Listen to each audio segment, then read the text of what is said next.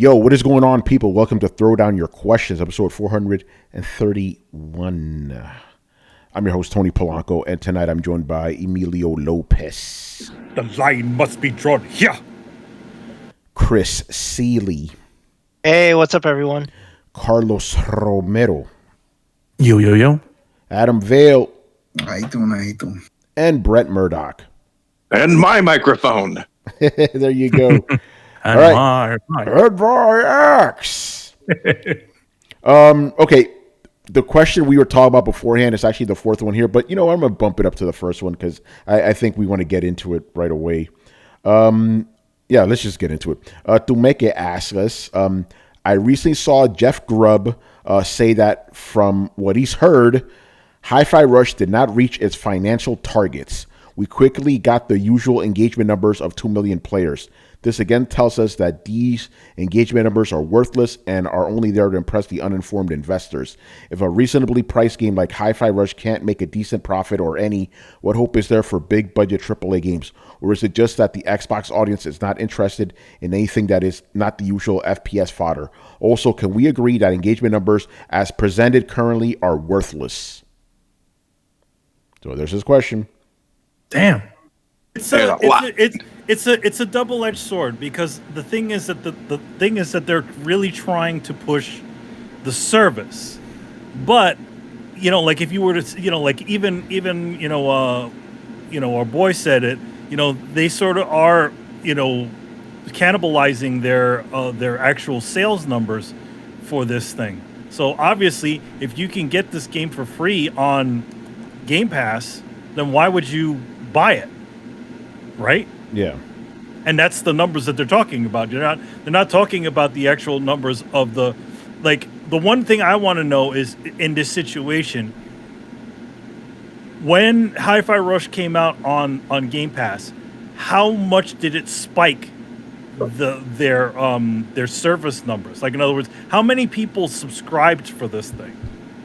Yeah, don't know. Because I think that's a measurable. If you want to say that's a measurable number, like as far as a success on their thing, did it pull people into their service?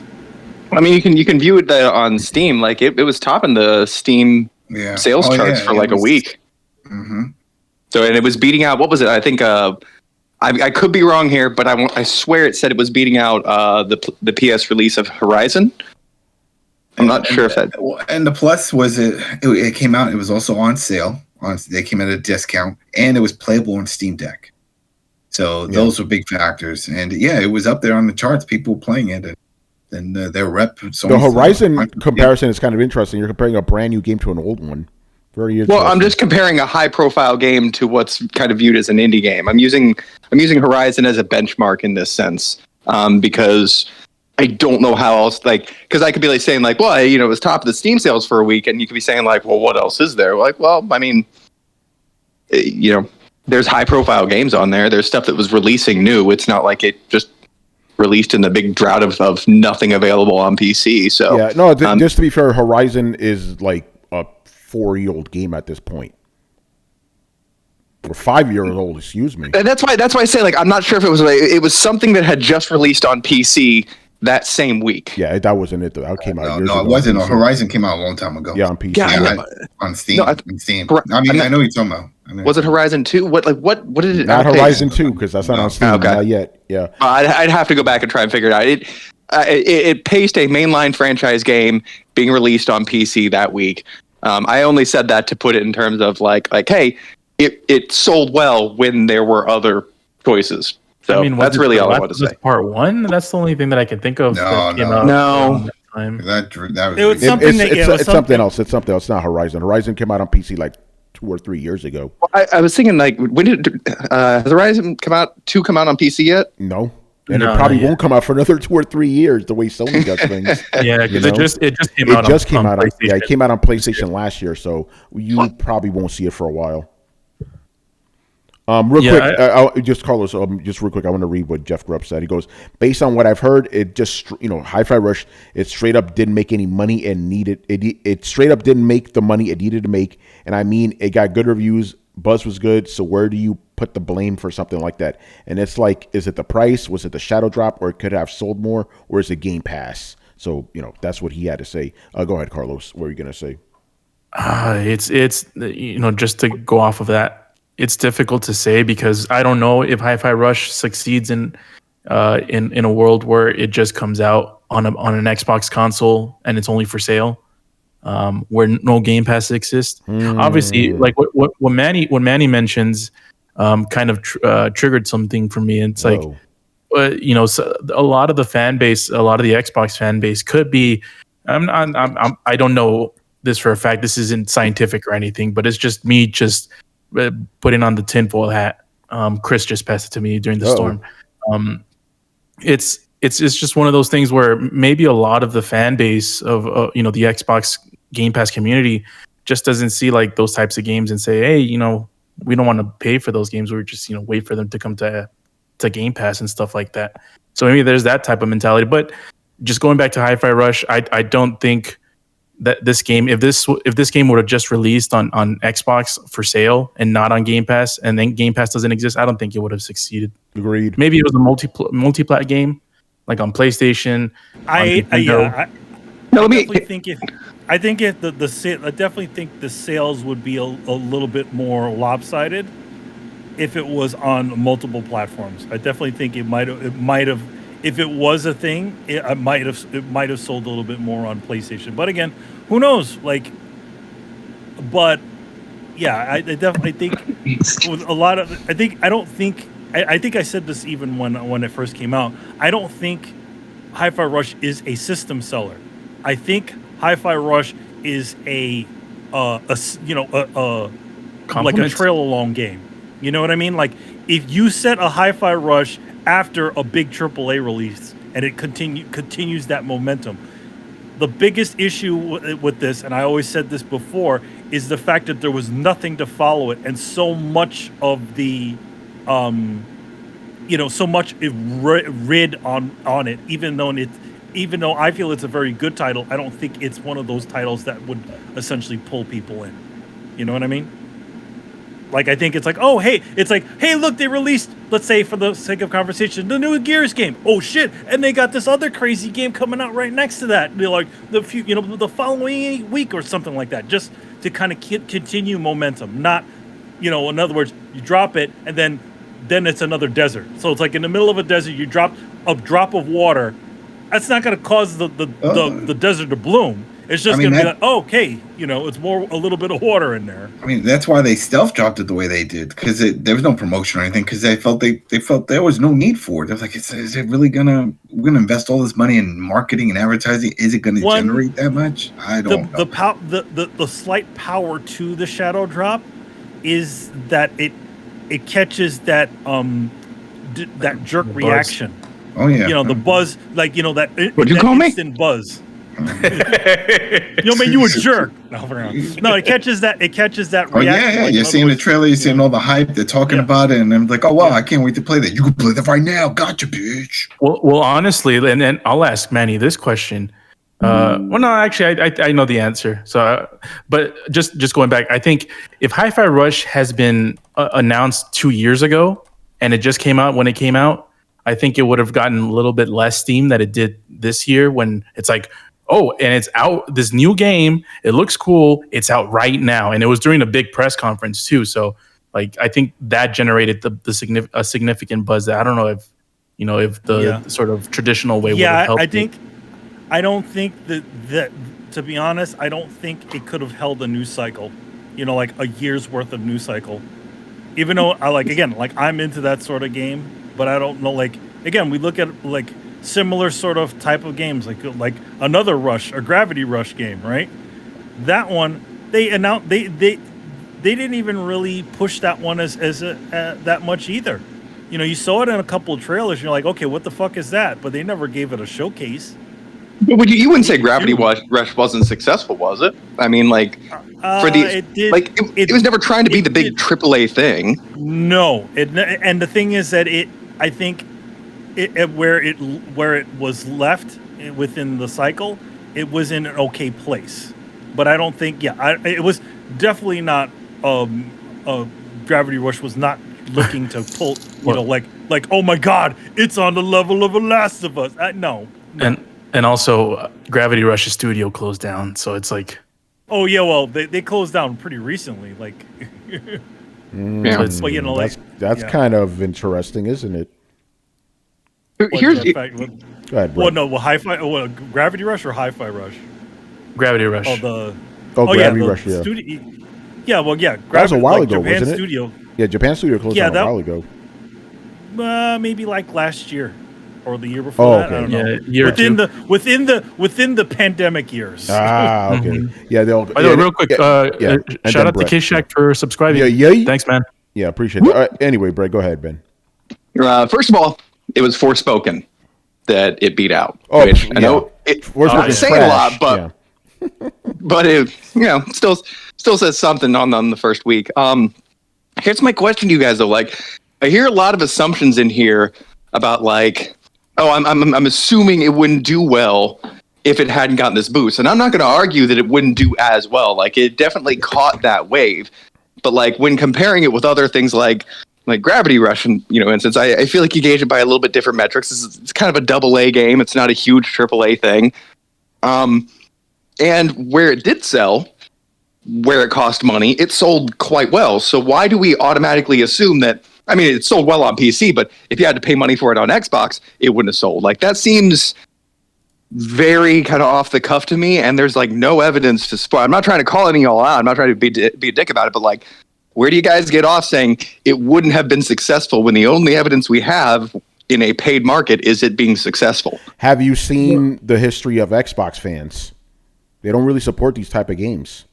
I mean, things like Tunic and Ori and that kind of thing would beg to differ. What about Recore and the Insomniac game? They didn't support those. All those Japanese games from the Xbox 360 era that were actually really good. Like, I'm not saying I have to support them. Yeah. I'm just saying it's. Go ahead, Brett.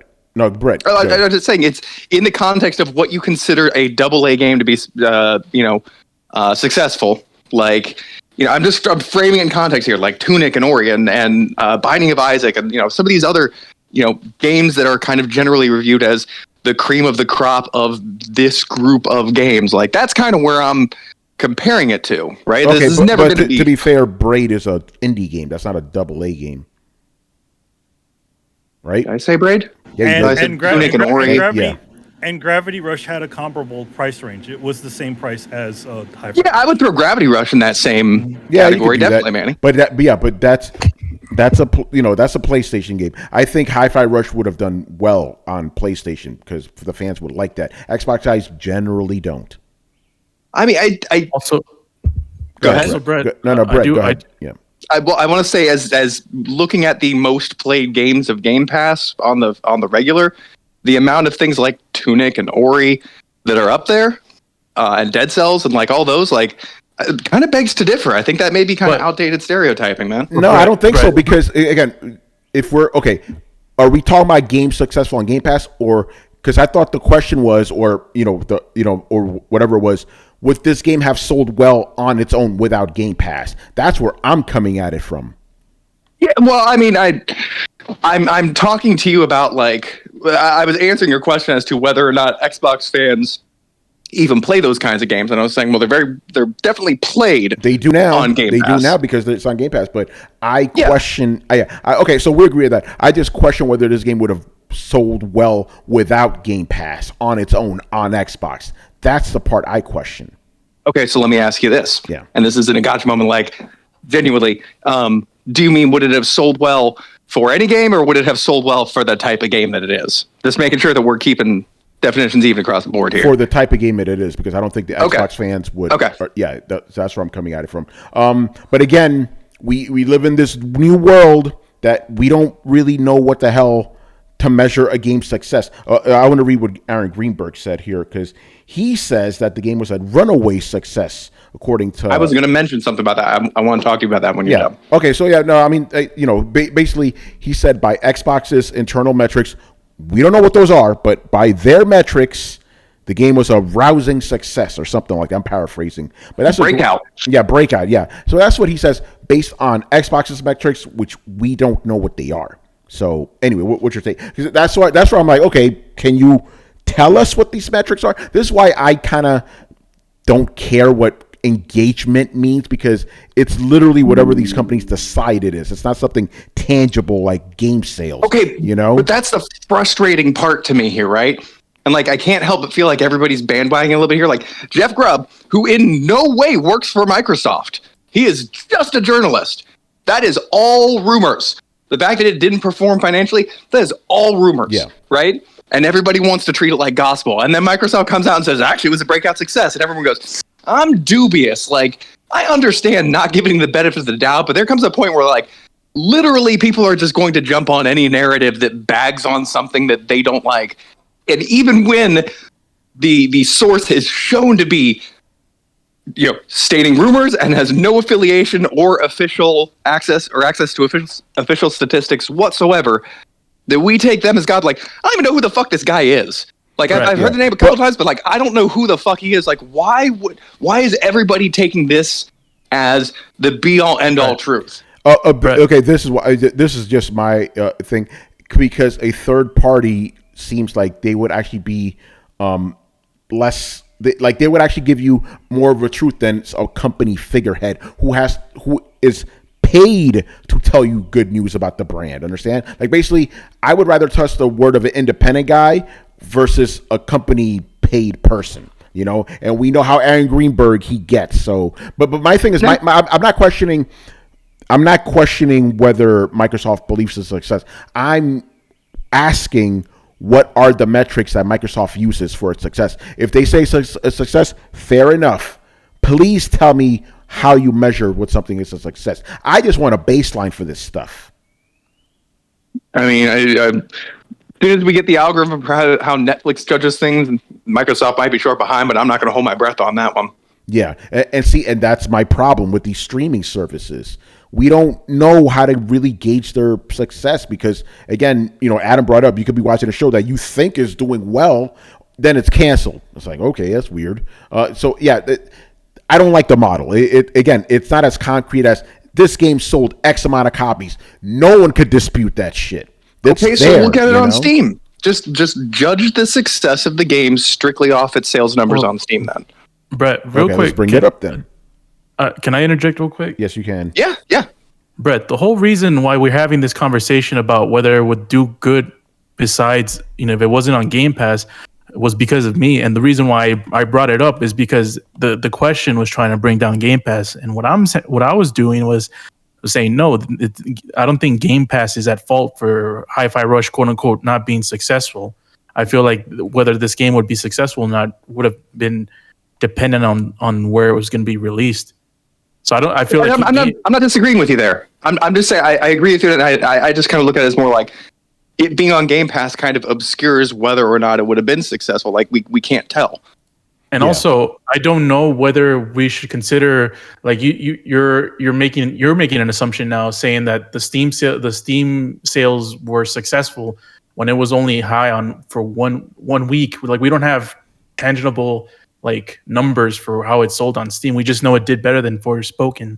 Well, I'm not saying it was overall a success on Steam either. I was saying I know it was successful enough to be up there on one thing, and this is kind of actually me being blind going into the whole thing. Like, when I say let's judge it off the Steam charts, I only know it was on the bestseller list for a week. That's all I know. I don't know how well it did overall, but to me, it seems like that's probably the best way for us to judge profit metrics. Even though I'm sure it's going to be different adoption rates between the Xbox and the PC. Like, PC is a closed market where most people buy their games through one service, and that one service reports its sales numbers. We should be able to get at least a snapshot. Because if we want to go this way and really kind of try and pick apart something other than engagement, which this is the name of the story. We've been down this. Lots of things use engagement that you don't pay for, but if we want to stick with going with engagement, then we're going to have to not look at the overall thing anymore. We're going to have to do the next best thing that scientists do in this situation and take a sample size.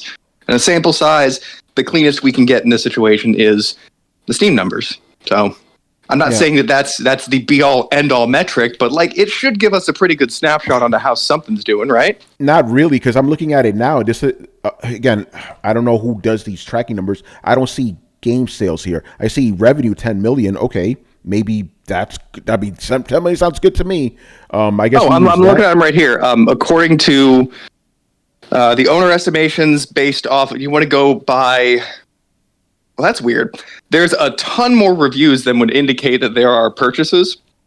So if we want to go by, say, the median average, or say like PlayTracker or VG Insights, you're roughly looking about 400,000. It looks like on PC. So that's how many is sold on PC. Okay. The owner estimation is anywhere between 300,000 and 800,000 copies on PC in the wild, but that's off of reviews, and people can fuck up reviews by botting that shit up. So the rest of them generally hover between 350 and 450,000. So let's say sold 400,000 on Steam. Yeah. By the way, I'm digging around. This is interesting. Take this from Reddit, so take it how you will. Forspoken actually outsold and outperformed Hi-Fi Rush on Steam over twice as much in its first week. There has been a lot of misinformation going around lately surrounding Forspoken and Hi-Fi Rush's Steam performance for their first week sales. The current headline is Hi-Fi Rush outperformed Forspoken in its first week, but this is actually blatantly untrue and misleading from the actual truth. When looking at actual numbers, it reveals Forspoken has actually sold double what Hi-Fi Rush sold on Steam in their first week, and that Forspoken has made over 2 times the revenue as Hi-Fi Rush on Steam as well. Interesting. Okay, by those same play trackers, Forspoken has and this is, mind you, current sales of anywhere between 96 and 164,000 sales on PC. Yeah. So roughly. By the way, we're not here to defend that trash game. By the way, people. No, but in that first week, a lot of people don't know that shit is trash. That's including all the fucking pre-orders and everything, man. Like, it's a lot of situation. There were definitely some hype there, but I mean, it definitely cratered immediately out of the gate. But like I'm saying, from what I'm seeing here, it's roughly 25 to 40% the sales that Hi-Fi Rush has currently. Yeah. By the way, this is go ahead. Oh, I was going to say, I think Reddit might be wrong on that one. I mean, they may be technically right in the sense that, well, they could be technically right in the sense that, like, there's misinformation there about the first week, but like, no, it definitely sold more than twice. Yeah. What Forspoken did. Yeah, I just wanted to read that. Again, who knows? It's Reddit. Take it how you will. Everyone's wrong on Reddit. Yeah, exactly. Yeah, I don't. Yeah. Kishak, he goes, Game Pass is like Schrodinger's cat. We don't know if the game succeeds or fails inside the box. I like that statement. That's true. We would if we could decide on something besides, how much money it made. If we could figure out some kind of metric. Yeah. Although how much money it made is a pretty good metric to me, but. But if you like in the app, and they all do this, they're like, oh, this is what people are playing on this service, or same thing with Netflix. This is what people are watching. I guess. I mean, you could be BSing us and just throwing something up there on that list. If there was a way, if they were more open, like the way Steam is, where it's like, if it was more open, like box office numbers. Yeah, we get those immediately. You know how a movie is performing. You could go to a site like Box Office Mojo. You get the receipts right there. They do domestic, international. You get and how do these guys who are selling stuff on a cloud service, Microsoft, Sony, everyone knows exactly how much it's sold, both digitally and point of purchase for physical sales. They know exactly how much it sells. They know exactly how it performed. They know the drop rate. They know all this stuff, but they keep it to themselves. And it sucks because we should know all that, and investors should know all that. People who actually own stock in the company, they should know all of this stuff, and it should be put out there. That way we know, this didn't do well. That is the absolute metric. It's sales. That is the best metric to look at. Yep. Not any of this other shit, engagement or hours played or whatever. That doesn't matter. What matters is sales, and they hide that from us. Except if the game did well. If the game did gangbusters, I guarantee they would brag about fucking sales. The thing about it is what part of that metric is okay, so did X amount of people subscribe to Game Pass while they were, because of this game? Like, did it cause a spike? Kind of like, when a new season of Stranger Things comes out, right? You could most definitely see what the numbers are, because they're like, okay, yeah, we've had X amount of new subscribers on there. I would say that would be a measurement of success, some success, right? But if you're just speaking to the same people who are already sitting in the room, then you're not really getting anything. The only other thing is you're just getting the fact that they downloaded it or played it for X amount of hours. But I feel like the real way, like if you're going to try this sort of system where you're seeing not the, it's not about the games, it's about the service. So then, what were the numbers when Hi-Fi Rush were released, before and after? Right? Did people just start subscribing because of it? Yeah, that's a good question. Yeah, but okay. So let me ask you this, Manny. Or was it like, was it just the same old thing? Like, hey, everybody, they didn't cancel their service. So I'm getting ready to sit down and play Like a Dragon. Oh, nice. I didn't buy it when it first came out, but I'm going to play it on Xbox. Does that mean it shouldn't count towards Like a Dragon's success at all? Here's the thing, like how is it that you can measure that you can measure it as a success on Xbox's service, right? But is it something that I would see something like a Dragon as coupled with a couple of other reasons why, to spike something. Like, in other words, it's like, hey, look, they got that really hot thing that I was looking for, and they got Like a Dragon. Great, I'm subscribing to Xbox Game Pass. So okay, so you know what I mean? Could they like? I'm wondering if there's a way to like look at how much profit they're making on Game Pass and just kind of. That's what I'm thinking. You look at the profit of Game Pass, right? And then you see at what point in their metric did their subscribership spike, right? Well, like, but I'm saying that could be for several. That could be for several different reasons.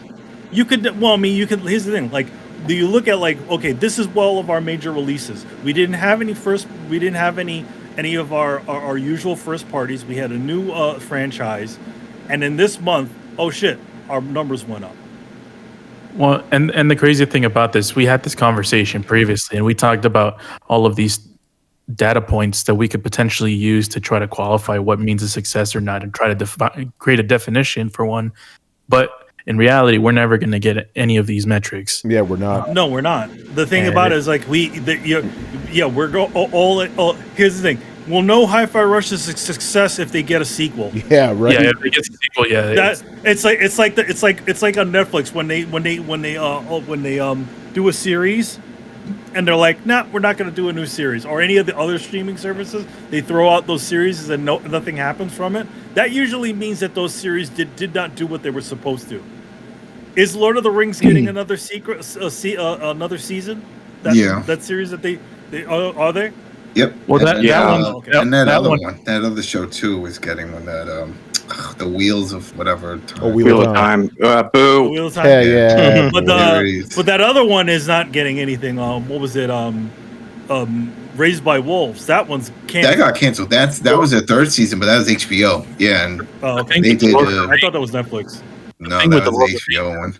And the Wheel of Time, they put in so much money. They have to do it. But I'm saying what was the show that got cut short? I can't remember. No, it was like a series that show that got cut short. Yep. All right, we should probably move on. We got more questions. Well, hold on. All right, last thing, because we still got more questions. We've been on. I want to ask the devil's avocado question, man. Just because, I know Starfield's coming out. I'm starting to see this weird thing where, it's really tough to judge the success of any game that comes out on Game Pass because of this. So, without being able to resort to sales numbers, is there any way that the general population can be convinced that an Xbox game is or is not a success? Or are we just kind of doomed to the whole, well, it's on Game Pass, so I can't ever consider anything that's on Game Pass possibly successful? It seems like we've trapped ourselves in a no-win. So I'm curious what your guys' answer to that is. Brett, the sad part is I think it's the second choice, man. I don't think we could never know now. Xbox really, I said this before, I've said again, Xbox really fucked things up now when it comes to determining a game's success. We just can't tell anymore. We only have their word, and we don't know what the hell their metrics are. Yeah, but we can't just continue from here on assuming that no Xbox game is successful. No, we shouldn't, but we also can't assume it is a success either. We're in this weird void, Yeah, it's like yeah. Of course, the guy who works at the company is going to release a narrative that says they look good because they don't want to piss off. They don't want their investors to not invest or continue to invest in their company, right? So obviously you're going to say the best, keep things in the best light. So because you don't want one of those guys to show up and be like, hey, yo, I heard this shit about that new game that you bought from that company, that big old company that you bought long ago, and it wasn't doing good. So they have to release these things like, no, it was up to our projections, like blah, blah, blah, blah, blah. Yeah. Well, yeah, but they're never going to go again just releasing sales numbers because there's too many metrics tied up in that. So we're we're stuck in this sort of void, like Tony said. But here's the funny thing: Netflix actually does tell you when their shows are not doing well, or when but that's engagement. Subscribers. But that's engagement. So even if they came out and said it's doing well, but even when they come out and they're like, oh, it did really well, that's engagement, and by the very definitions that we've set forth, doesn't count. It's a weird one because it's like, again, is it what is the main goal of a service like that? To attract new people to their service. So the metric would be to essentially keep all the people that you currently have and add whoever, people, attract new people to the service. Yeah. Also, you can't compare engagement with passive entertainment and video games. Engagement to Netflix could be you watched the first 6 minutes of the show and tuned out, right? And they go, well, we got that counts as engagement number. Fast forwarded through it. Right. Yeah. You saw something on a review site, you fast forwarded to that scene, and like Manny said, you watch that scene, and then you're like, okay, I'm good, and you turn it off. Engagement, boom, you count. Your metrics still count. Yeah. The most I would say again, the most I would say is if you get X amount of subscribers because you release this thing. I feel like that's a metric, but that's a number we'll never know. Yeah. We might see in investor reports like them saying something like, with the release of this high-profile game, we saw Xbox engagement or subscriptions jump 20% or something right, like but that. They never talk about unsubs when they tout those numbers. That's always the tricky part about those investor calls because nobody goes, hey, wait, hold on, Phil. What's the unsub rate? What's the unsub rate in this quarter? Nobody asked that. Right, because you have to look at the downturn at the same time. It's like, oh, we added, our subscriber rate is up. But they probably won't give a percentage because that percentage has to count for unsubs. They go, we increased. We had, 800,000 new Game Pass subscribers. Okay, so you got new subscribers. Who's the unsubs? Yeah. And that's the true rate, right? If you have 300,000 people on cancel Game Pass, then you only got 500,000, right? That's the net. You need the net. He's not giving you the net. They give you the gross because the gross sounds better. Yeah, I feel like we're barreling down a track where eventually one day we're going to have to figure out how to use engagement because I don't think we're swinging back the other way, guys. Yeah, we'll see. All right, let's move on to more questions here. Jay Shep in the house, man. All right, first up, if the backlash from certain games being 30 FPS continues, while Sony's first-party games and third-party exclusives continue to be played at up to 120 FPS, could this encourage more third-party publishers to skip the Xbox platform? I mean, it's going to run at 60 frames, right? It's not like it can't. Yeah, we're talking about Redfall here, by the way. Yeah, I mean, that's the thing. Like, it looks bad, but you're going to get it eventually, your 60 FPS mode. Maybe it's interesting. Like, I guess that's getting the game out there is more important to them than getting it to run at 60 frames a second, which people have. Yeah, this is a management issue, not a hardware issue. Yeah. That's all I'm saying. Yeah, so, I don't know. I don't think so. What about the rest of you guys? I mean, technically, there are things like both systems do things better than the other one. So I guess you can look at it like you could look at what your game is doing and then look at what each system does and what each system does better, and then build around that. But that's kind of really leveraged. I mean, if we're talking multi multi-plat games, no. I don't really see them taking the time to do that because it's usually not worth the cost reward. And if we're really, really wanting to throw sand here, they usually develop for the less powered system.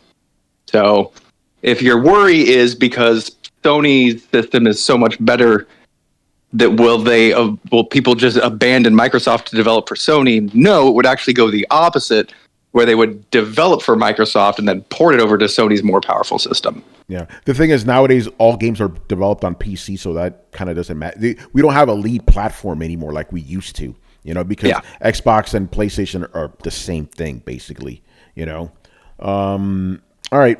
Let's move on. Next question. Assuming, it's an assumption question.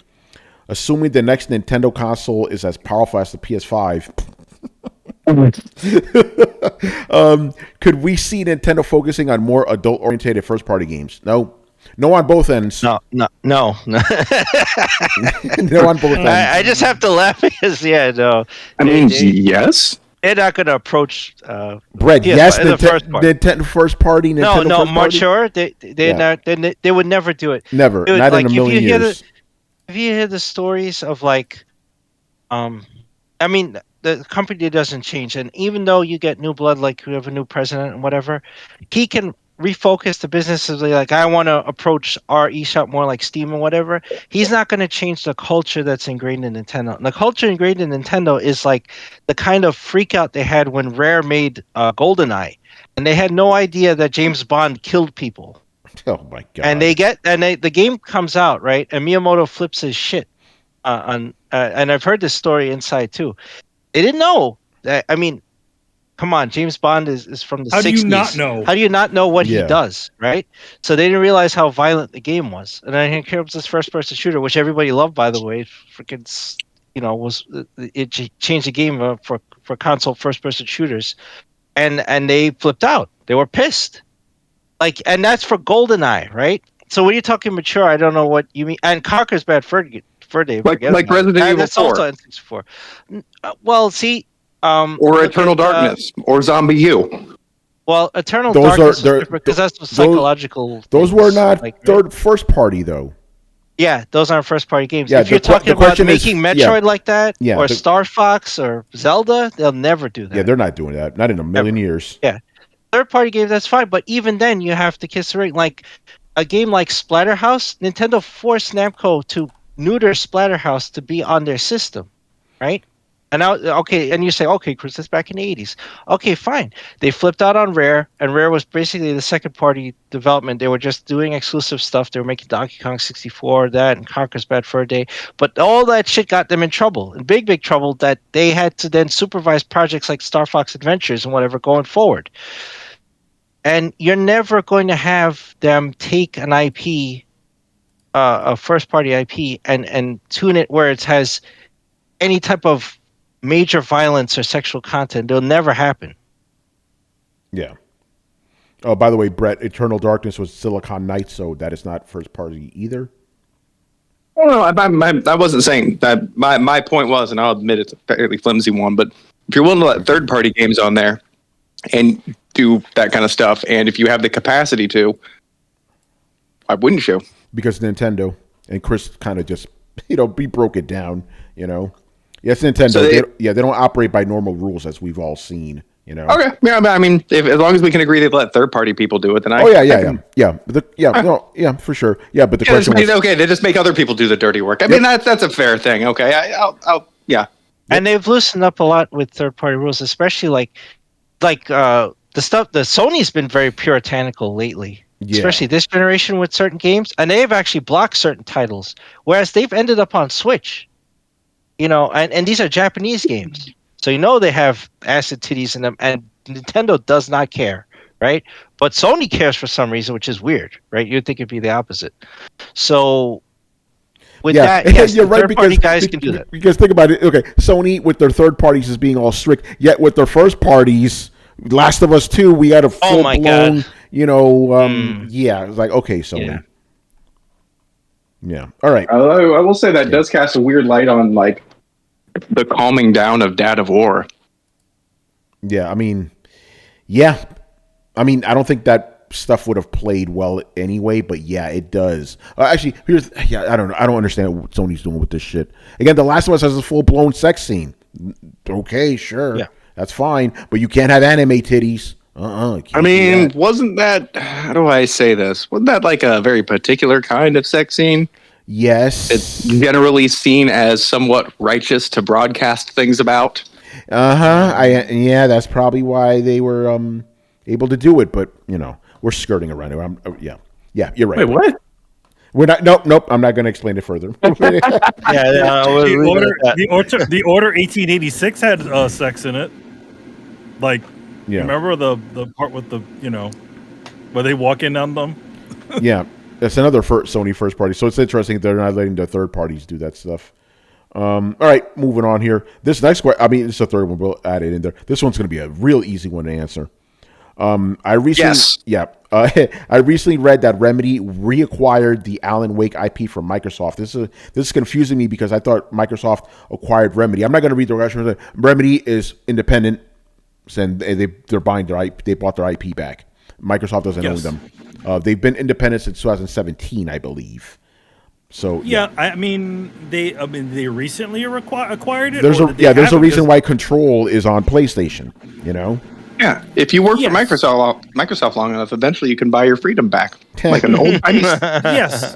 And I feel like Remedy at one point, like I feel like they sort of I think that's the reason why Control is multi-platform, because after what was the other one? Quantum Break, which didn't do as good as they expected it to do.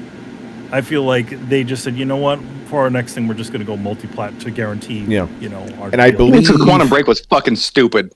And I believe I'm just going to throw that out there. Connect to our TV show, and you can watch a show and play our video game, both of which suck. Yeah, it's and that's also partially because of that initiative that Microsoft was pushing at the time too. TV. Yeah, where they were trying to essentially that was born from that.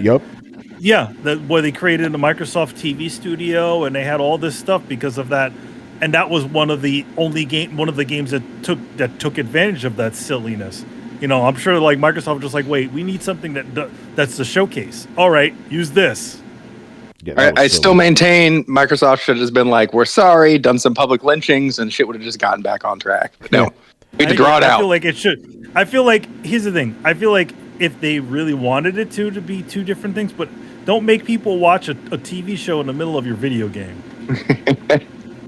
Yeah, I believe Alan Wake 2, right, is coming to PlayStation. So yes, it is. Remedy, they've been independent since 2017. They actually bought it. They actually bought it back quite a while ago. Yeah, that's why. Remember where they had the issues with the music on the PC version? About that time, that's the first time they had it. That's about that time they got the rights back from Alan Wake. Yeah. Well, here's the thing: Alan Wake was supposed to be a multi-platform game, but Microsoft, as they used to do back in the day, they bought those exclusivity rights. So then it became a total not a first person, but a total totally locked down to Xbox. So there you go.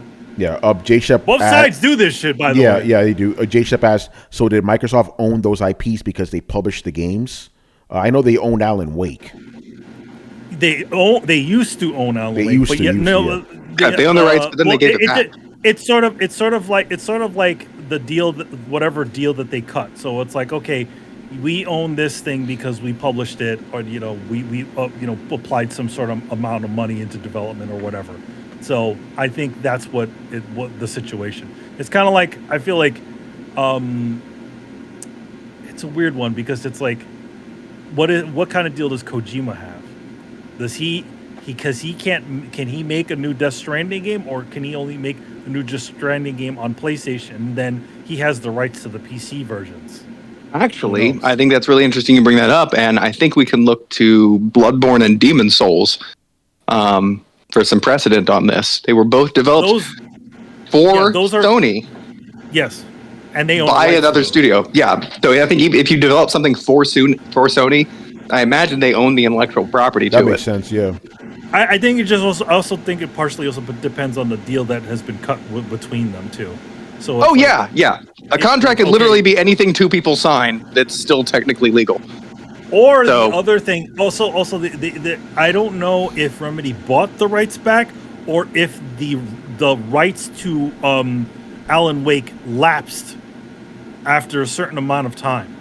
It could be in the midterm too. They could be in the contract that after such an amount of time that they are optioned the right to buy back their IP, something like that. Yeah, like they can even have it in there that says, if it hits $10 million in sales, that they have to be offered to buy their IP back at $4 billion. I mean, those are randomly arbitrary fucking numbers, but like you can put that kind of thing. Like I said, anything that two people sign can be a contract. So they can get complicated and they can get fucking weird. Even in the sense of like, well, if 2 Junes from now you wear a pink hat, then you have to sell the company to me for $1. Like, then that's technically part of the fucking contract. I don't know what you want. That's how it is. So there's a lot of little things that people can do in negotiations to say like, well, if we hit this mark, we can do this. If we hit this, we can do this. So yeah, they could have said at a certain benchmark, they just get it back, but more likely it's that they either just straight bought it back or it was in their contract that they had the option to buy it back. Yeah. All right. Moving on here. Alpha Chuck. That's a new name. Good stuff. All right. Oh, Adam. Where the hell's Adam? He stepped out. He said he had to restart. Oh shit! Yeah. That was a while. He said he had to restart like 30 minutes ago. Yeah, man, we got a question about the Steam Deck, and he's not even here. All right. I like Steam Deck. We can push it back till later. Yeah, let's push it back. Yeah, reshuffle. Yeah, reshuffle. We'll come back to this one later. All right, let's move on to the next one here from Mr. Alpha Chuck. Jedi Survivor is reported to have a file size of around 147 gigs on PS5, assuming the same size. Yeah, it is. It's big everywhere. God damn. Yeah, this makes it one of the largest storage-wise of this generation. Storage on the newer console fills up very quickly, and there are no good, reasonably affordable options to expand storage for current-gen games. Where do you think the line in the sand for consumers is with this? This one game takes up nearly 25% of the PS5 storage. What happens when games that can only run on PS5 and Series X are released? Will we be able to store more than 1 or 2 games on the console? We talked about this at the beginning of the generation. We said these files. Hold on. Yeah, go ahead. I'm having a vision of the future. So we're gonna get so big that each game fills up its own little hard drive. So then we're gonna miniaturize hard drives into these little let's call them cassette type things. Yeah. And then we have a system where you actually plug that cassette with the hard drive that has that game in it into the system, and then it just plays it. So it's almost like you take a thing and you put it into your system, and then it plays the game. New idea, I know, but I think it's happening. Brett's smoking a cigar. We'll call it a cartridge. Yeah. Bring back cartridges. Because that's the shitty thing. If you buy the disc, you still got to install all that into your hard drive. So yeah, again, we've said this at the beginning of this generation. I said, watch guys, when we get these exclusive games that only run on these systems, these file sizes are going to get insane. And there you go. Because this game is current gen only. So. 147 gigs. Jesus. Yeah. It's 100. Think about that. And we said this at the jump. It was like, with the consoles, what are they? 512 gigs. We're like, whoa. By the way, that's just what they report. They are less than that. They are even less than that, Yeah. So Chris. Yeah. In your opinion, how much of this is bloat? Like, how much can this file size actually be? Like, is this the smallest they can get it, or did they just kind of leave it an unstructured mess because they don't want to invest in development time and money to kind of go back and make it more efficient? Well, I think it's a bit of both. Like, when you end up with stuff like this, then you have to wonder. It's like, how much are you? If you're using big assets like and Manny would understand this. Like when you're talking like, oh, we want 4K displays, whatever. So every image, every texture, whatever, has to be all high res. And if you don't find a way to efficiently compress it, then that's just taking up tons of space. Yeah. And then I don't know if they have throwaway stuff like, oh, we have all this VOD that we didn't use, but it's in there. We didn't take the voices out or we recorded this in 15 languages instead of 7. So now you have all this like WAV or MP3 audio in there for English, French, Spanish, German, Russian, whatever. and then this all piles up. It just it, and then you so you have to make very structured decisions. Like, okay, if I was releasing this in the Western market, I would only worry about maybe the majority of languages here. I wouldn't be like, screw it, throw everything in there, and let people deal with it. 147 gigs, who cares? I think a lot of times, especially when games get fairly large, there's so many things that end up getting left in the games. Yeah, a couple with size and all that other stuff. That's how they sort of do. These things sort of balloon, And they're not given enough time to clean it up. It's always a rush, like get it out the door. Okay, well, we have all these like test textures and test levels and whatever. Okay, we don't have time to go back and clean them up. They're just in there. They just get packed in the file and they're shipped out, right? And then, there's always somebody they're not going to care. They're just like, whatever, patch it out later if we have time. But you're working on DLC, so forget that shit. Just keep moving forward. Yeah. All right. Another question from Mr. Alpha Chuck. Why the hell did Square-Enix limit physical copies of the Final Fantasy Pixel Remaster? PS4 copies are selling on eBay for nearly $500. Fuck! Wait, whoa, what? Holy shit. I think you just answered your own question there, bro. Yeah. As a collector, this is very disheartening. I enjoy displaying physical games of... I enjoy displaying physical copies of games I love. The industry makes this more and more difficult. Jesus Christ. By the way, but Square Enix is not going to get $500. It's the fucking scalper that's going to get that money, Yeah, but it's still like... I'm giving the disclaimer, I may be 100% wrong on this because this is back before internet days, so it's hard to verify shit, but I'm pretty sure back in the day, the original Final Fantasy VI cartridge for Super Nintendo, like one of the reasons they didn't put out a new version of that forever, even though people were clamoring for it, was because that shit went for like $250 and it raised the profile of the entire series. Like everybody was always trying to get these old Final Fantasies and everybody was all about Final Fantasy. It was advantageous to the brand to not do anything about it. All right. But yeah, it sucks.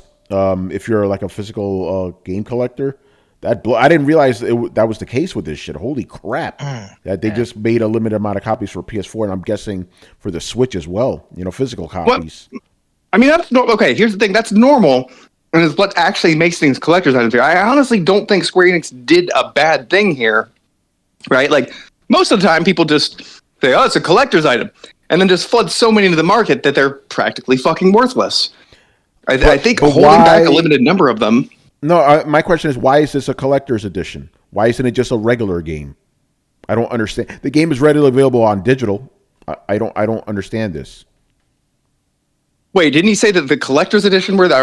No, it's just the game. It's just the regular fucking game. Just the regular. Oh, my bad. Okay. Yeah. Oh, okay, my bad. I have no fucking clue. My bad. I thought we were talking about a collector's edition here. No. This is not the regular. This is just the game. They only made a limited amount of copies of just the regular ass game that you could download right now.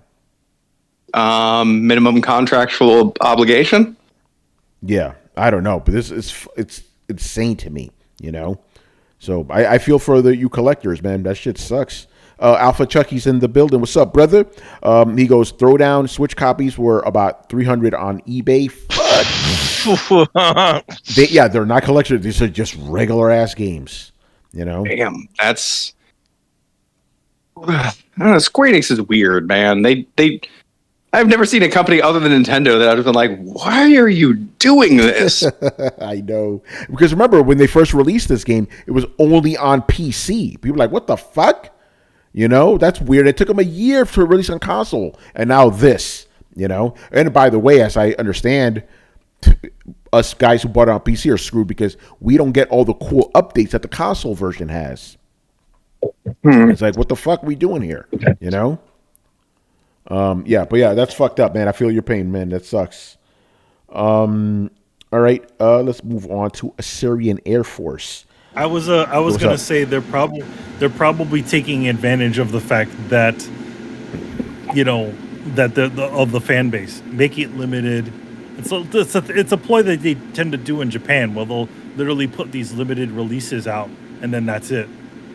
you know. Yeah. Or they could be taking advantage of like the way limited run games works too, where they sort of have this limited physical run and then that's it. They won't make any more. I mean, it makes sense when you have a digital copy you can sell alongside it because you generate the demand, but then you always have something that they can buy instead. So, like, well, if you really want to play, you can just buy it digitally and then just see if you can get your hands on a physical copy. Yeah, it's crazy. It's working for them. Yeah, I guess it Unfortunately, it's not working for us. Yeah. All right, Assyrian Air Force. Do you think Bethesda is looking at PS5 sales and saying we should have stayed third party now? Basically, he's asking, do you think Bethesda regrets being acquired by Microsoft, seeing the PS5 is selling more? I'm sure they're crying in their big houses full of money. Yeah, like they got a lot of money off this shit. Remember, it wasn't Bethesda that sold themselves. It was ZeniMax that sold. Yeah. Their parent company.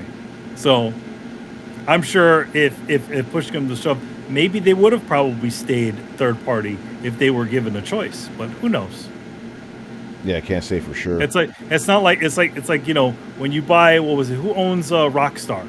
2K? 2K, yeah. 2K. Yeah, 2K, yeah. So if you Take Two and Take Two. Okay. So if you bought Take Two Interactive, that means you get Rockstar, right? But what if Rockstar was their own entity and just said, "Yeah, we don't want that." They really didn't have any choice. Yeah.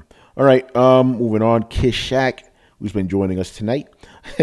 This one's fun. Why do idiots continue to make fan projects of Nintendo IPs and think they could get away with it when there is a set precedent by Nintendo that they will drag your ass to court to continue to do so? Yeah, it's stupid. Don't do that shit. Nintendo will come after you. The unfortunate thing is that Nintendo doesn't like you showing your love for its games. The unfortunate thing about a lot of this is that people just love Nintendo IP so much. But Nintendo, they forget, because of their sugar-coated image, that, they'll fucking make you pay for that shit, which is unfortunate. It's like, they'll kill your Metroid game even though you sold. You know what? Don't even. I would say to you, if you're doing those sorts of things, take that shit that you're making, change the skin, because it's not gonna. You are not going to be able to make a Metroid. A new Metroid game. You're not going to be able to do any of that stuff. So just make your, make your own story and use that same sort of gameplay aspect. Nintendo can't own that. Yeah, I think it's because they don't own jumping over pits or stomping on squishing characters. Right? He's an electrician, not a plumber. Yeah, It's just funny how like Nintendo will just sue your ass. Meanwhile, Sega's like, we'll give you a job. Come work for us. Come work for us. Have fun with that. Yeah, well, the thing about it is that you like Sonic? That's cool. Make a game. I think modern Sega seems to understand that that love that people have for their franchise, and I think there's also a lot of people that they have under their umbrella that say no, don't kick them. Just don't acknowledge any of these things exist and pick the best out of these guys to develop something for fucking us. Dude, I would say the weird extended universe of Sonic. I don't recommend you Google and go down that YouTube. Okay. But I would say that's been helpful for the franchise's success, man. I mean, it's like look at what they did recently. They released a totally free game, like a Sonic murder mystery game. That was made by fans. That wasn't made by any sort of official company. They hired these people who are fans of the franchise to just do this crazy thing with their thing. And that's the thing that I would say Nintendo needs to sort of push more. But again, like Nintendo Japan has such a stranglehold over their properties.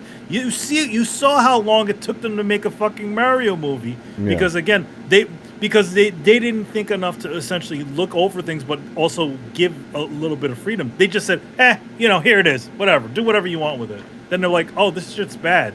Oh, okay. Then we need to tighten the clutch on this a little more. Get Miyamoto over there. It's crazy, man. Yeah, don't do it. Don't do it. Go ahead. Yeah, make call it Centroid or something like that. I've never seen anybody call it the Legend of Locke or something. Yeah, go ahead, Brett. I just never seen a fan base. Well, I'm having trouble even coming up with an analogy. The closest I could think of is in Futurama when Bender adopts all the orphans. Like, I've never seen like a group of I just imagine like a group of kids like all having a fun time. But like, we're so lucky. I love my life. And then boom, like a drunken stepdad kicks in the door, knocks over one of the fucking kids. Like, I'm going to bed. Like, slams the door again, and then they just break back out in the song. Like, you guys are like, the community is awesome. The Nintendo community is weirdly wholesome, but also you guys get like really fucking mean, like really mean, like savage and nice, like and take this the right way. It's like when you talk to a 5-year-old, right? Like they could be the sweetest thing ever, but they could be fucking savage too. Yeah. It's very much like child temper tantrums. You talk bad about my mom, and I punch you in the face or something like that, right? Yeah. So like I think that people get lulled by like the Nintendo communities. Like, yeah, everybody's having a good time. It's a sunshine day, and we're all gonna have a fucking picnic emotionally. Woo! It then kind of blindsides them when Papa Nintendo comes in and fucking crushes a beer can on their head.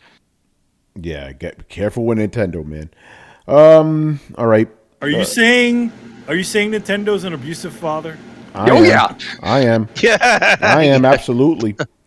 Like mustard stained wife beater shirt, bowling ball, like all of it, just all of it. To take all the stereotypes and cram them right in there.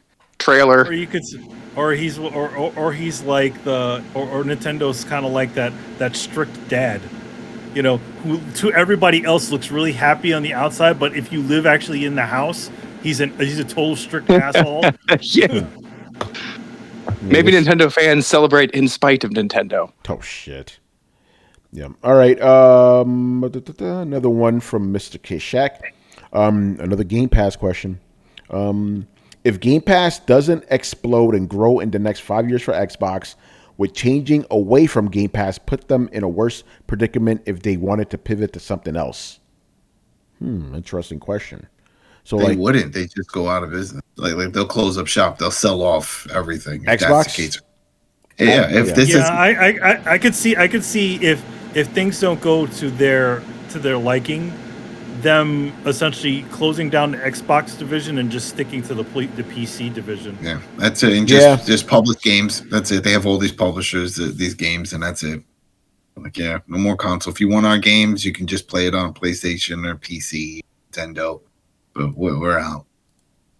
Yeah. I don't see them tapping out of games completely. They're going to have too many publishers and too many games at this point. But I mean, I think they're buying away from console, but like they could always go back to the standard. Like if we live in a world where they got to have something comes to truth, then sure, then they could roll back to the standard console model. But that's I don't know that there's any success left in that field, man. Like they have been trounced by PlayStation for so long that unless they bring something different to the table, he who starts behind will forever remain behind, kind of thing. Like there's not a lot of options for them. Now I will say this though. I wonder. Brett, finish your point. Finish your point. With the amount that Microsoft is investing into AI, I'd be very, very surprised if it didn't make some appearance in its next console. Oh my God, you're probably right.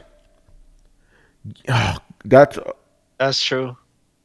My head hurts. But hey, right if it's an onboard AI that controls like character dialogue and enemy AI kind of thing, like honestly, that would. If you're asking me, if you're like, hey, here's a console and here's another one where all your games you can talk to them like people and the AI isn't stupid as hell, be like, oh shit, that may make a difference. That may be a bit of a thing. If you could have drop in, drop out co-op, like Wildlands, but you'd have a really good crew, but like AI crew, but like your friends could jump into whoever, But like when you leave, you don't lose the co-op. You can just have like a bot fill in, but like the bot is not a complete incompetent fool that's just spinning around in place or doesn't follow instructions. Maybe it's learned from you. Oh yeah. I learned it from watching It's like I'm gonna you. go make a sandwich. Yeah, you go. So the Adam AI bot will just run into corners, looking for items and stuff. Yeah. That's it. That's what you gotta do. Look under the stairs, man. You always gotta look under the stairs. No, but you tell the bot, like, you look under the stairs, man. I'm looking up. Oh man, if you can give. Yeah, if it was go that find smart, can you imagine that? It's like, yo, you name him Jimbo. I need you to stay behind this building. Okay, and just stay there. How long? The whole fucking time. Just stay there. That'd be great. Hang out there. That's it. Just hang out there. You're not strong enough. You got a weak ass gun. Sorry, you're not good for these missions. We'll get you some gear. We'll be back. You just stay here. They'll be like, "How dare you? How dare you say I'm not good enough? I'm an advanced fucking AI. God damn it!" What I would. That's how we get Skynet, Manny. Yeah. We release an AI and then let all the Xbox gamers talk to their avatars. Like, can you imagine how you're going to berate your Skyrim companion or whatever the equivalent of? Like, you're just going to talk mad shit to them, and eventually the AI is going to snap and go Skynet. That's how humanity ends. It all started with Adam telling Jimbo to wait in the building. That's how it starts. Then we end up with Terminator. Designated driver. What do I do? You stay in the car. Well, then what? Then you just stay in the car. All right. Okay, Adam, since you're back, because we were about to ask a question about Steam Deck, but you weren't around, so we're like, let's bump it until Adam gets back here. Yeah. So you're back, so let's get into it. This is from another one from Mr. Alpha Chuck.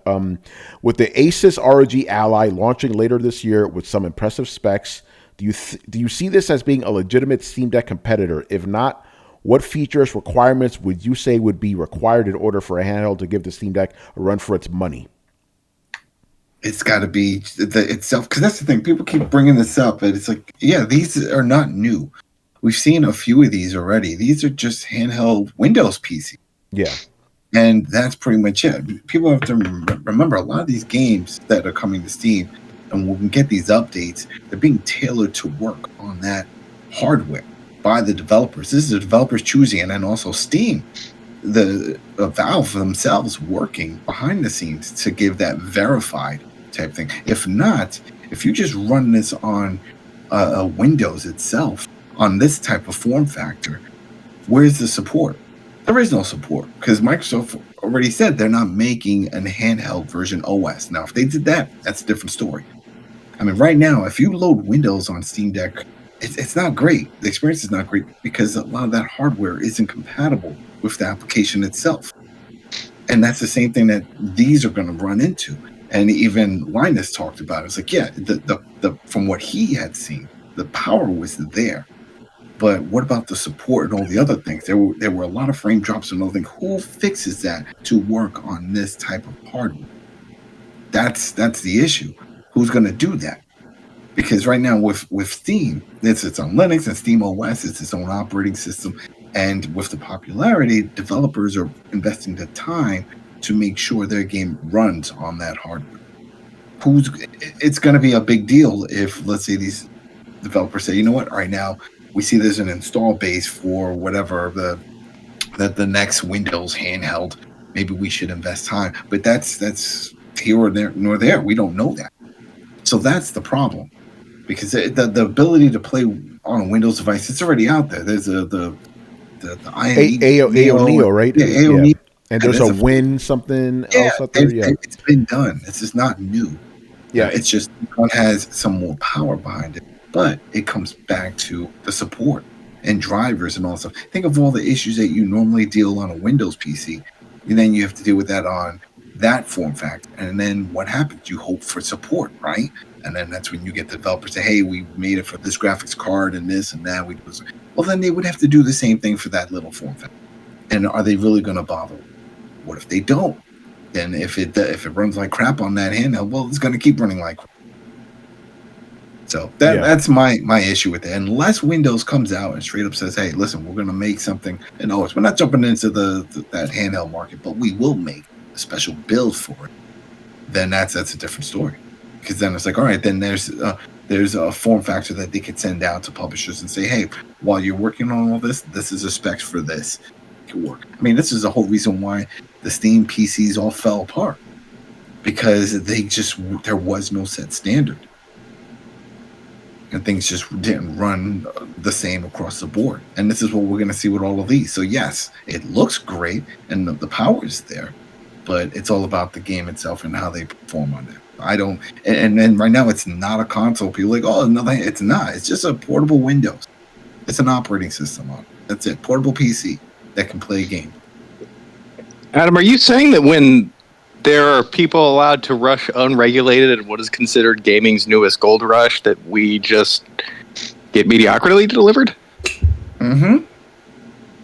Yeah, that tracks. Right? That's pretty much it.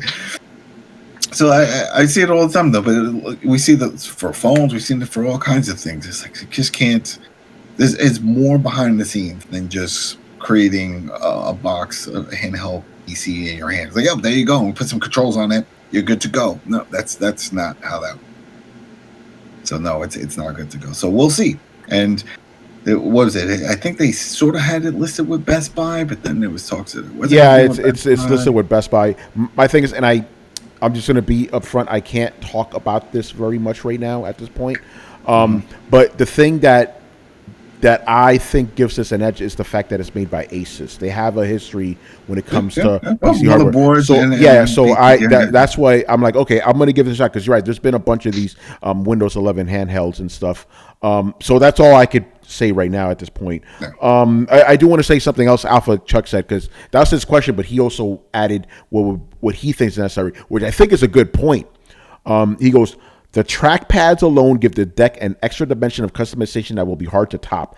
I played multiple Steam games with no native controller support that would not be possible without the deck's easily customizable control layouts and multiple input options other portables lack. That's a good point. Those thumb, those tracks under that's a big deal. I was able to play fucking the original Command and Conquer with those things. Yeah, like, okay, you did too? Yeah, I was like, Brett, I was like, hold on, I gotta try this shit. So hold up, hand and nod, right? Of course, hand and nod, King, baby. You can play a lot of games like that with the ROG does not have an equivalent of that. That's already known. That's like not embargo shit. That's known. It doesn't have an equivalent of that. But it also does have other support that, like Asus has it's called the XG Mobile, which is basically a portable, an external hard drive that you can connect to this with an RTX 4090 and you plug it into your PC. You'll be legit. But the problem is that shit costs $2,000. Yeah. So it's like, okay, great. You get the graphics card, you get the IO, but it's like, that's a lot of money, I don't think that they can do it, man. Go ahead, Brett. I don't think that they can. Here's the thing. I don't think you can replace Steam Deck right now. And that's not just me being a fanboy, although I fucking am. That's me kind of saying, like, look, this has not only I agree with Tony, I agree with the trackpads. It's got a low price, but here's the biggest thing. It is supported by the storefront that you already use for PC games. And that has a million little ways that it interacts. It means that games are generally going to be more stable. When they say it's verified, you're going to get quicker support, even down to little things like community controller mappings that you can download and just implement into whatever game that you're currently playing. So like you have this built-in community and storefront support that you're not going to get with something else. And that kind of makes it difficult to have that kind of unity that Steam Deck has right now. I think it's the same reason, like, if Valve put out a standard PC, and this was the Steam PC, not even a Steam box, just like, here's a Steam-powered PC, Steam is selling you a gaming PC for $800, boom, done. I think that would probably become the standard PC of the PC gaming crowd. Wouldn't be the only one that they use, far from it. But I think that you'd probably see that more than any other single model. And I think it's just for those same reasons. Like, I would buy a Steam PC just because I know that Steam is very aware of the specs that PC is running, and it's tailoring a lot of things to be supported or to be supportive of that. So I'm probably going to run into less driver issues, probably going to run into less compatibility issues, and Steam is going to very easily tell me what games I'm going to be able to play easily and what games I'm not. And then the games that I am, it's going to be able to download a profile that optimizes for my current setup. And it'll be able to do that slightly better than another one will. And if we're following that analogy further, it'll be able to do all this at a way cheaper price than the competitor can do. So it's got a lot of advantages that are really going to be tough to beat. Yeah. And I don't think the way to beat Steam Deck is, on its own field. Like, you have to bring something else. Like, you're just not going to match the level of support and integration that this thing has. So you have to do something different. Yeah, no, you're right. You'll be able to run. You'll still be able to run Steam on that end. Yeah, you can. Yeah, like you can on the other ones. But the other one had the same issue, and that's sort of what Brett's saying. It just doesn't have that level of support. So a game will say that it will work on a certain version of Windows, and you're like, oh yeah, I have that, but you're also running some custom video drivers and some custom other things. It's just so it's not going to be a one for one. Like, oh well, I have a PC similar to this. It's not the same. It's not the same because it's a different form factor. It's using different parts and some proprietary parts inside as well. That it's just going to try to substitute. Yeah, no, I agree with that. It's going to be tough, All right, the last two questions of the night from Mr. Mob Hits. All right, should Bethesda come out and clarify their performance modes on consoles right now so we don't get another Redfall situation close to launch? That's disgusting. I just can't believe that. I just can't. I'm not sure I understood that. Basically, he wants to know he's saying Bethesda, but it's like, I guess this applies to any company. Should they clarify whether a game is going to be 30 FPS at launch or not, or 60? Games should have. Games should have a performance mode and a quality mode. Hardware. There's no reason it shouldn't have. Yeah, I think we all agree on that one.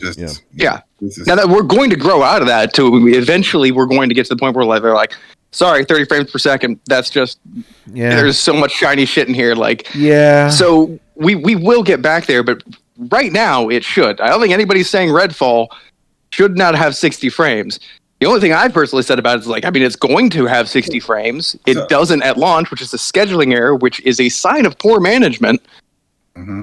Which doesn't make me write the game off, but I do take note of that's not a great sign. The same way when a file size is huge, I'm like, that's not a sign of great management with your. It's just not a great sign. If the file's too big, somebody didn't have the time to trim it down, or you didn't have the resources to trim it down, or you weren't thinking how this is going to affect your customer base.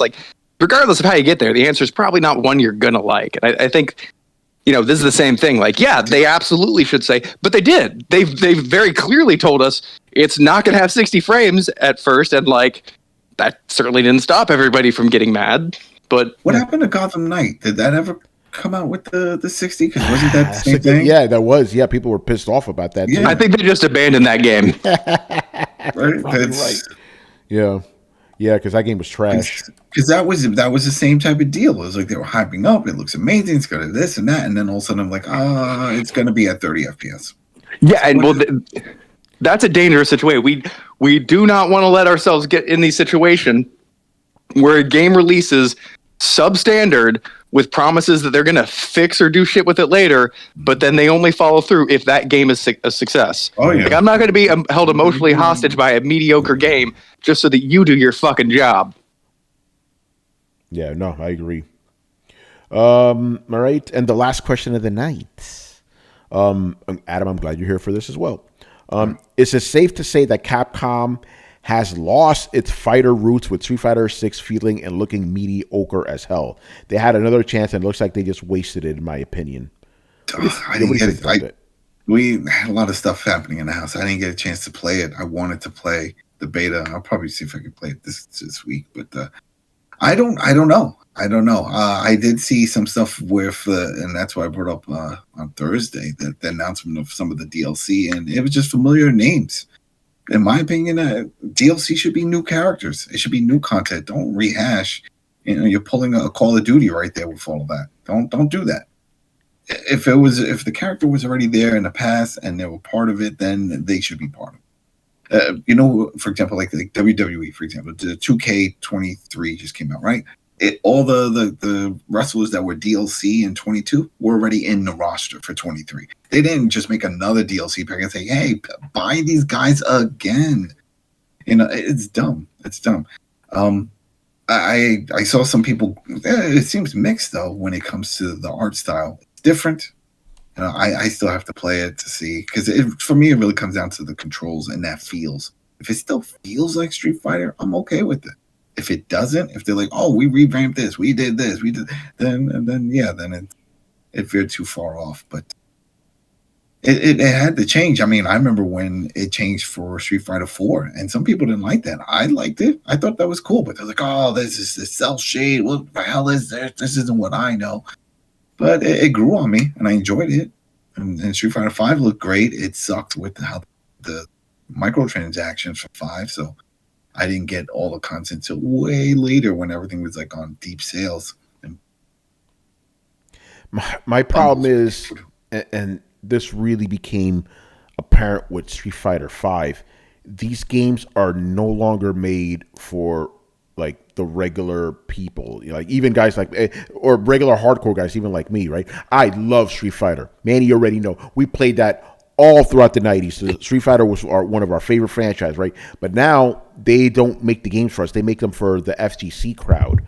So it's like, it's like Mortal Kombat. They're still making games for everybody, right? But Street Fighter, you come out day one, no arcade mode, none of that stuff. Like, it's just bare bones. Here's the fighters. And then on top of that, you have to be invested in these games because you don't get every character at launch. You get these fucking season passes. And yes, I understand that Street Fighter had always done that, where it's like Street Fighter, Street Fighter 2, Street Fighter 2 Turbo, Street Fighter 2 Super Street. I understand that.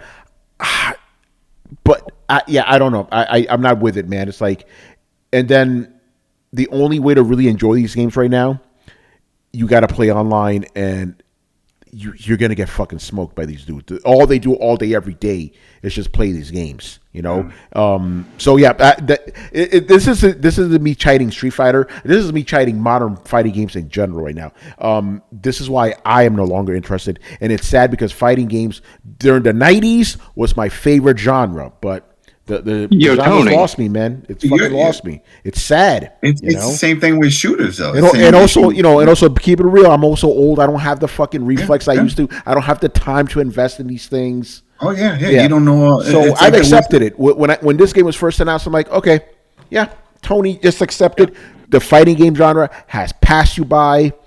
Live with your old memories and just be grateful for that. And that's what I'm doing because, yeah. Yo, man, play your OG Street Fighter Alpha. Yeah, right. I got the collection. Yeah. I got the arcade machine in the living room just for that reason. That's it. I'll be the old man playing my old Street Fighter games. Brett, what were you going to ask me? I was going to say, like, do you think that there's a lot of future for the fighting game niche? I wanted, like... Here's what I'm saying. No. By the way, before you on, fighting games are actually bigger now than they were in the 90s. Like, this shit. For real? Yeah, it blew up. Dude, there's fucking tournaments. There's live in-stadium tournaments of this shit. Like, ESPN is airing fighting game tournaments. Like, this shit is big now. It's way bigger than it was in the 90s. So there's your answer. It's already big, huge. Yeah. The games act like they're like the games almost look like they're in the same state that like turn-based games are, like where they're becoming ever increasingly niche and not necessarily always pointed towards their audience anymore. So is it just that the games are evolving to be part of these tournaments and nothing else? Like, or is it that we've evolved away from arcade cabinet versus and moved towards competitive gaming on these things? What changed? Yeah, online changed the whole game. It changed everything. Like, you're no longer just playing with somebody next to you like you used to. Now you're playing against everybody, and since you have that, it kind of makes it bigger. And then you have these fighting game celebrities, for the lack of a better term, that are fucking huge. These influencers, they get all these numbers. But again, these guys are playing stadiums. Like, this isn't niche. But it's interesting because the amount of people that are able to play these games at a competitive level are very small. I know you can say that about anything, but it's weird. Like, fighting games is its own thing, but it's bigger than it's ever been, and it keeps getting bigger every year, which is interesting to me. You know? Yeah, I didn't mean niche. I meant type. I can't think of the word that I'm trying to think of right now. But type of game. Yeah, so basically, like, the type of game it is. It's not mainstream, but it also kind of is. You know, like I don't see other games getting coverage on ESPN. You know? Okay, I'm just curious because I seem like I hear a lot of the same complaints about a lot of the newer fighting games that are coming out. Yeah. Hold on, Brett. And it just seems like the whole genre. There we go. The whole genre is slipping towards away. Oh, it has. It's changed to the FGC, the fighting game community. They're the ones that rule everything. The games are made specifically for those people. They're not made for us anymore. You know? So do you think there's room on the market for a fighting game for us? Like Tony said, you have Injustice and Mortal Kombat. It's kind of where everyone can jump in, you know? Okay. Yeah, those games are for us, yeah. Some of them still sort of are still attempting to do those sorts of things. Like Guilty Gear is still can be played as a single player game, but yeah, I definitely feel that the game is trying to push you toward online mode. Yeah, Manny, I'm glad you said that. Yeah, because Puff and Cloud says the same thing. Goes, what's a good fighting game to play solo, like with good modes? I haven't been playing fighting games in a while. That's the problem with many fighting games. You can't just play them on your own anymore, or with your friend next to you. It's all catered to be online now. I would put the wrestling game as a fighting game. That's a fighting game. It's not like that's a fighting game. But the thing is, I would say a lot of fighting games, they're all sort of trying to push you toward online mode. Yeah. To the point where the online mode is actually above the story mode in arcade. Exactly. That was my problem with Street Fighter V when it launched. You know. Yeah. You got that stuff eventually. You got the arcade mode. You got the story mode eventually. You know? They didn't even put a spectator mode in the lobby. You just sit in a room and wait for somebody to win. You're just in this stat room. Yeah, Injustice 2 did a good job. Like as much as I like the new Guilty Gear game, I did find it a little frustrating how the way they set their game up, where it wasn't weird. Just intro was always the same thing. That was weird. Oh yeah, the intros are a little silly, but yeah. I mean, if you do have Game Pass, you can play that. But like I say, like. Yeah, the one thing I had, it was like just like with the Dragon Ball Z games, what nice as those games look, they're totally trying to push you online. Yeah. And I really don't want to play online, you know, but I guess that's the language I was trying to push, you know, where it's like, hey, you go play online, but I don't want to play against, you know, these people. To be honest, I'd much rather play against my friends if they were close, or just play against the computer on arcade mode, or go through like weapons master mode, like the way they used to have in Soul Calibur, where you have different little fun challenges. You complete the challenges, and then you get like more weapons and all kinds of other fun stuff for the game. Yeah, I have a confession to make. Go ahead. I'm the guy that plays online. Okay. I'm sorry. I ruined it for you. You are an online guy. Hey, listen. You know, online mode. You don't need. You know, for online mode, you don't need to program effective AI for your game. No, well, here's the thing, and it sounds like a humble brag. It's actually more of a complaint. Like, I was always the guy that got to the point. I want to hear if any of you else share this. Like, nobody else will play a fucking video game with you. You're like, hey man, you want to play some Street Fighter? And everyone in the room's like, no. Like, bro, like, I will take turns. Right, the thing about I'll let off every third win. The thing about it is, it's like it sort of also depends on your friend base too. Like, obviously, if your friend base is not into fighting games, you're kind of like the odd man out. Oh no, we'd be at a Street Fighter party. That's the shit that pissed me off. Brett's saying that he was beating everybody and didn't want to play against them. That's what he's saying. I aggressively beat people. I'm the motherfucker that puts you in the corner and doesn't let you out until I'm done. Like, yeah, and that me and Tony always had we had rules against that shit. We had rules against that sort of stuff. In other words, no cornering for too long. You know, you had to let up certain things. No fucking programming your shit on your goddamn controller. Oh god, yeah, evil absolutely. Chris. Yeah.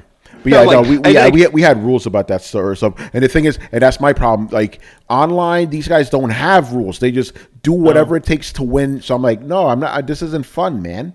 There's no bowing like in the Demon Souls realm, right? You know, you do your little bow and you know fair play and all that shit. Nah, it's not like that on online mode. I'm not saying that.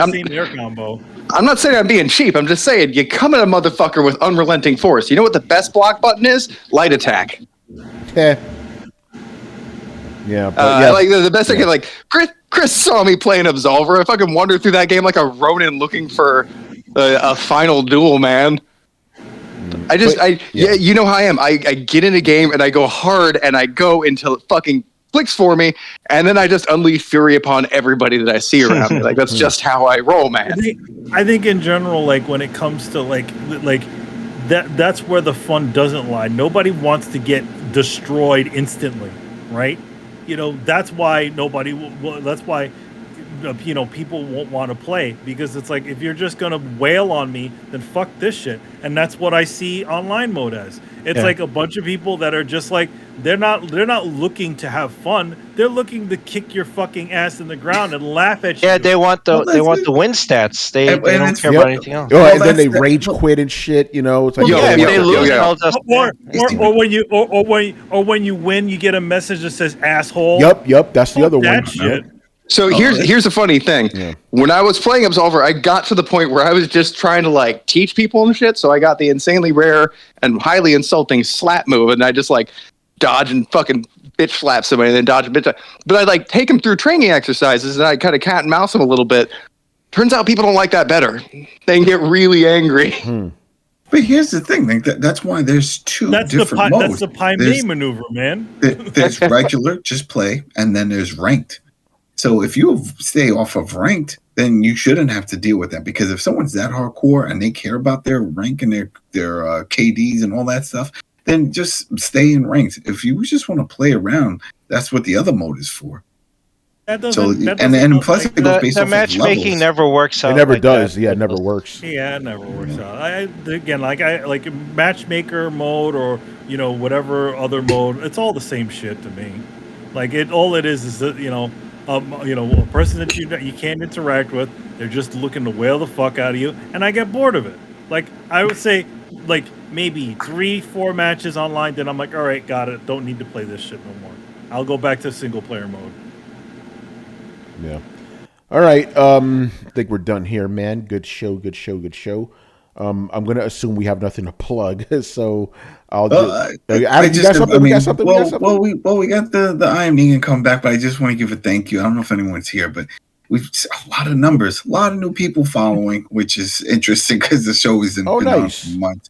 But yeah, the numbers been going up from the listens, and then also just with people following it. So the only thing I can think of is that they are preparing. People are getting ready to hear about all these spin-offs, because that's what they are, and then the final season of Fear the Walking Dead, all coming next month, within a week or so. 2 more weeks, I think, right? It's like the mid-April or May. I mean, I don't know, but it's definitely May. Next month, we got Fear coming. Nice, good stuff. Or is it? I don't know. They changed the dates, but definitely next month. But yeah, thanks anyway for anybody who's been jumping to I Am Negan. It's great. Because I really thought we would just see a decrease. It'd be reversed, because people are like, yo, I'm done with this shit. I'm not watching. Fuck this shit. But people get that itch. You know, when you start watching something and then it disappears for a while, you miss it. You miss it. Yeah. All right, good stuff. Anyway, we are done here, so make sure you follow Throwdown on Twitch and Twitter. Join the Discord, where the conversations and the rumors are always popping. You can also find us on any podcast app by searching for Throwdown Show. That's 2 words, Throwdown Show. Throwdownshow.com to listen to past episodes. And if you've been watching us on YouTube and enjoyed the content, make sure you hit like, subscribe, and hit the bell to be notified of when our premieres go live. Links to everything down below. Once again, I was your host, Tony Polanco, and tonight I was joined by Emilio Lopez. Engage. Chris Seeley. Hey, take care, everyone. Carlos Romero. Peace out. Brett Murdoch. Deuces. And Adam Vale. Enjoy your Steam Deck, everyone. There you go. All right, people. We'll see you on Thursday. Later. Peace. Laters. Latest.